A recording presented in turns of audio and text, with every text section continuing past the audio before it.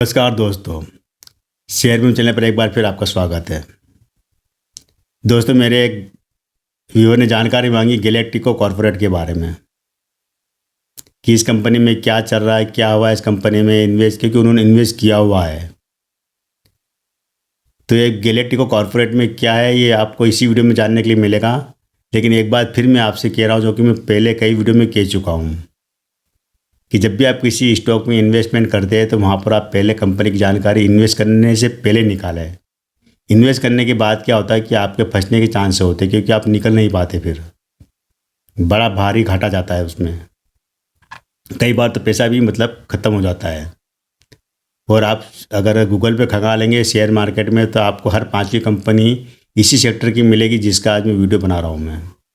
Galactico corporate ये company है जो कि NBFC कंपनियाँ होती है ना, जितनी भी जो वित्त से जुड़ी होती है, फाइनेंस से जुड़ी होती काम करती है, लोन देती है, सौदे कटवाती है, वो काम करती है, मर्चेंट बैंक का काम करती है कंपनी।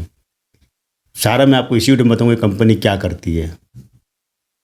तो ये जो विपुल लाठी है, इनका समूह है और कई सेक्टर में काम करते हैं। बीमा का काम करते हैं, बैंकिंग का काम करते हैं, लोन देना वगैरह कई तरह के इनके काम है। बिजनेस फैला हुआ बिजनेस, ये महाराष्ट्र के नासिक से है। तो पहले मैं इसका थोड़ा सा डेटा बता देता हूँ, उसके बाद कंपनी की जानकारी पूरी। तभी ये शेयर 4.5 में मिल रहा है आपको। इसका अगर आप 52 वीक का अगर लो देखेंगे तो 3.5 का रहा है, और अगर हाई देखेंगे तो वो करीब रहा है 5.5 का। लेकिन ऑल टाइम है, और लो देखेंगे तो 1.5 का रहा है, जो कि 2019 में था। अब कंपनी 1.5 से लेकर 80 रुपये तक गई, 80 रुपये से लेकर वापस गिरते गिरते 4.5 पर है।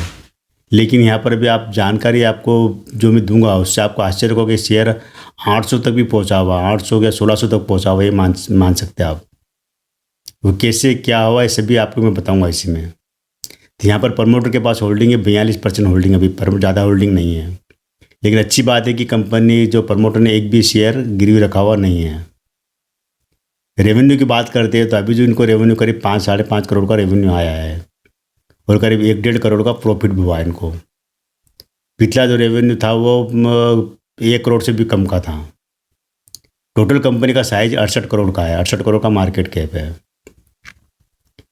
कंपनी का जो स्थापना हुई थी 2015 में कंपनी की स्थापना की थी इन्होंने फाइनेंस से जुड़ी काम के लिए, और 2019 में इसका IPO आया था। IPO में क्या हुआ था कि लॉट साइज रखी थी इन्होंने 6000 शेयर की रखी थी, प्राइस रखी थी 23 रुपये की, और फेस वैल्यू थी 10 रुपये, और इन्वेस्टमेंट था करीब 1,38,000 का इन्वेस्टमेंट था इसके अंदर, एक एप्लीकेशन के साथ में। मैंने कहा था नहीं, छोटी मोटी कंपनियां जब लिस्ट होती शेयर मार्केट में इसी तरह होती। केवल 3.5 करोड़ का इनका साइज था IPO का, बहुत छोटा IPO लेकर आए थे 3.5 करोड़ का। तो वहाँ पर इन्वेस्टर भी बड़े बड़े थे, और इन्वेस्टर ने इसके अंदर काफ़ी जम के पैसा कमाया रहा, अच्छा खासा पैसा कमा के वो लोग निकल चुके हैं इसमें से, जो बड़े बड़े थे। अब ये शेयर की जो स्थिति ये है कि जो एक चूसुए गन्ने की तरह है कि इसके अंदर अब कुछ बचा नहीं है कि जो आपको माला माल कर दे।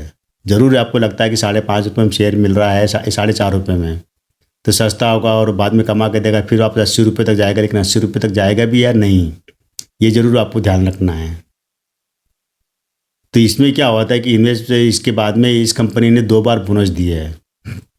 अब आप ध्यान से सुनना कि 10 रुपये जो फेस वैल्यू थी वहाँ पर इन्होंने 2 बार बोनस दे दिए। एक बार 1 शेयर पे 1 शेयर का बोनस दिया, और बाद में इन्होंने दिया हर 10 शेयर पे 3 शेयर का बोनस दे दिया।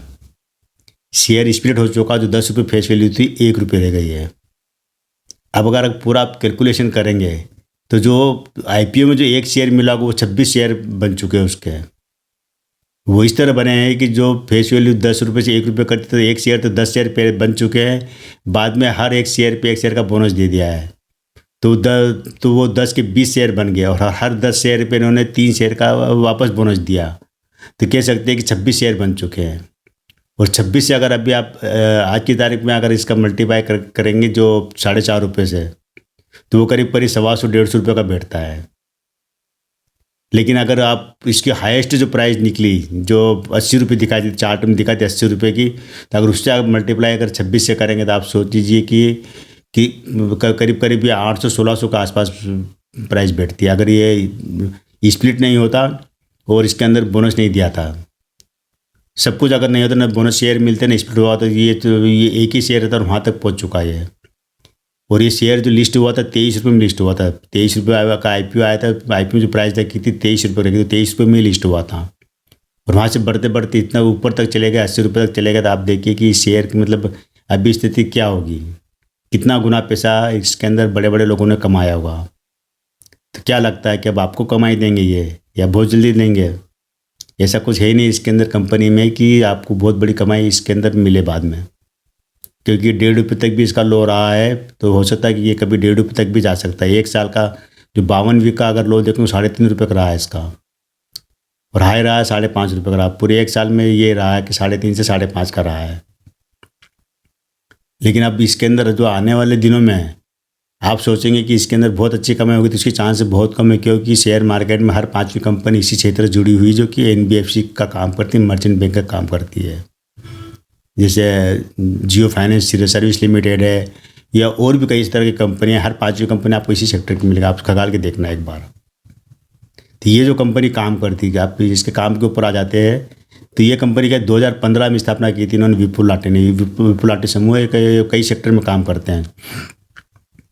तो ये कंपनी क्या करती है कि जितनी भी जो शेयर मार्केट में कंपनी कोई लिस्ट होती है, तो उसके कंपनी का जो वैल्यूएशन है, उसके सलाहकार बनते हैं, उसकी कंपनी की सारी जो डेटा वगैरह, जो बैलेंस शीट वगैरह है, उसका काम करते हैं सारा। इसके अलावा कोई कंपनी शेयर मार्केट से डिलिस्ट होती है, तो वहाँ पर शेयरों का आदान प्रदान वगैरह वो होता है।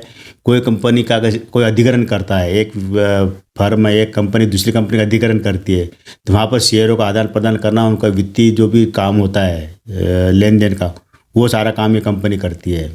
इसके अलावा जो एंटरप्रेन्योर होते हैं, जो नए जो उद्योग मार्केट में स्थापित होते हैं, उनके लिए सलाहकार की भूमिका निभाती है। उनके लिए ये वित्त का काम करती है, फाइनेंस जुटाती है, उनके लिए लोन का इंतजाम करती है, लोन देती है। इस तरह के काम है इसके। मर्चेंट बैंक का काम है इनकी एक तरह से। इसके अलावा ये इनका एक और काम है कि जो ड्रिंकिंग वाटर, जो पैकेज्ड वाटर आता है ना, जो मिनरल वाटर, वो बनाती है, वो काम है इसका। इसके अलावा पेस्टिसाइड का काम है, जो कि एग्रीकल्चर वगैरह में काम आता है, जो कीटनाशक वगैरह, उसका काम करती है। इसके अलावा इनके कई जो बीमा क्षेत्र काम जुड़े हुए हैं, बैंक के काम जुड़े हुए हैं, वित्तीय सलाहकार के काम जुड़े हुए, एक इसी तरह के काम करते हैं। विपुल लाटे समूह एक बड़ा कॉरपोरेट घराना कह सकते हैं एक तरह से, उसी से जुड़ी कंपनी है। तो ऐसी कंपनी जिसमें कि सब कुछ रस निकाल जा चुका है इसके अंदर से, मुझे नहीं लगता कि आपको बहुत जल्दी अच्छा रिटर्न मिलेगा इसके अंदर। क्योंकि ऐसी कंपनी जो होती है, इनका ज़्यादा कोई मैन्युफैक्चरिंग तो होता नहीं इनका, केवल ये पैसे का, एक व्यक्ति से पैसे लेते दूसरे व्यक्ति को देते हैं, और वहाँ पर जो भी इंटरेस्ट बनता है, वो इंटरेस्ट इनकी कमाई होती है। लेकिन एक ही कंपनी नहीं है, मैंने फिर बताया कि हज़ारों कंपनियाँ, आप किसी भी मेट्रो सिटी में चले जाएंगे, बॉम्बे में, कलकत्ता में, दिल्ली में वगैरह में, आपको हर जगह ऐसे बोर्ड नज़र आ जाएंगे जो कि वित्त से जुड़े काम करती है। सरकारी क्षेत्र की भी NBFC कंपनियाँ हैं, निजी क्षेत्र की बहुत ज़्यादा है। ये कंपनी के साथ क्या रिस्क होती है इन कंपनियों के साथ में, कि कब इनके ऊपर ताले लग जाते हैं पता ही नहीं चलता आपको। कई कंपनियां रातों रात, जब इनके पास क्या होता है कि जब देनदारियां बढ़ जाती है, देनदारियां किस तरह की बढ़ती है कि अगर इन्होंने किसी का, अगर म्यूचुअल फंड वगैरह में किसी कंपनी में इन्वेस्टमेंट कराया है, किसी को लोन दिलाया है, किसी का लोन बांटा है, किसी का पैसे का लेन देन होता है ना, तो वहाँ अगर कोई पैसा डूब जाता है या कोई बड़ा फ्रॉड हो जाता है, तो इन कंपनी पर बहुत जल्दी ताले लगते हैं। वहाँ पर क्या होता है कि जो बैंक वगैरह का पैसा तो डूबता है, लेकिन कि अगर स्टॉक में, शेयर मार्केट में, अगर इनके स्टॉक में अगर इन्वेस्ट करेंगे आप, तो वहाँ पर भी पैसा डूब जाता है, क्योंकि फिर वो जांच के दायरे में आ जाती कंपनी। बहुत सारी ऐसी कंपनी, बहुत कंपनियाँ डिलिस्ट हुई है मार्केट से, जो कि इसी तरह से जुड़ी हुई थी शेयर मार्केट में, जो वित्त और NBFC जैसे काम करती, छोटे मोटे वित्त का लेन देन काम करती थी। तो मेरी सलाह नहीं है कि इसी कंपनी में इन्वेस्ट किया जाए। आपने कर रखा है तो आपको, अगर जिस दिन में आप प्रॉफिट में आए, निकल ले इसके अंदर से और किसी अच्छे स्टॉक में जाए। क्योंकि छोटी मोटी कंपनी में इन्वेस्टमेंट करोगे तो आपको नुकसान होने के चांसेस बहुत ज़्यादा होते हैं। बड़ी कंपनी में नुकसान नहीं होते, क्योंकि वो फंडामेंटल बहुत स्ट्रॉन्ग होता है। इनका फंडामेंटल होता ही नहीं है। स्ट्रॉन्ग की बात तो छोड़ो, ये छोटी मोटी कंपनी कोई फंडामेंटल के बाद, कोई बड़ी एसेट नहीं होती, कोई बड़ी जमीन जायदाद नहीं होती, कोई बड़ा बैंक बैलेंस नहीं होता है। कर्मचारी की संख्या भी नाम मात्र होती है, जो कि 5-25 लोगों के स्टाफ के साथ ये काम करते हैं।